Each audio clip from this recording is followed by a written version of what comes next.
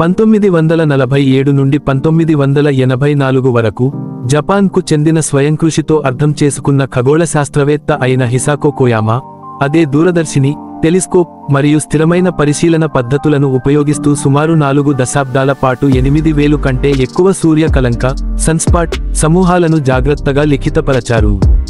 ఆమె నిశితత మరియు అంకితభావం ద్వారా తయారైన దీర్ఘకాలిక డేటాసెట్ సూర్య క్రియాశీలతను అర్థం చేసుకోవడంలో అత్యంత ముఖ్యంగా మారింది. 2014లో ఆమె చేతితో చిత్రీకరించిన సూర్యపు స్కెచులు 400 ఏళ్ల సూర్య కలంక చరిత్ర పునర్నిర్మాణానికి స్థిరమైన ప్రమాణంగా క్యాలిబ్రేషన్ బ్యాక్బోన్గా గుర్తించబడ్డాయి.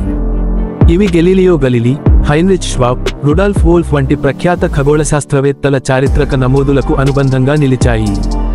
కోయామా ఖగోళశాస్త్రం పట్ల ఆసక్తిని రెండవ ప్రపంచ యుద్ధ సమయంలో పెంపొందించుకున్నారు. అప్పట్లో జపాన్లో జరిగిన బ్లాక్అవుట్ రాత్రులను ఆమె తోట నుండి ఆకాశాన్ని పరిశీలించడానికి ఉపయోగించుకున్నారు.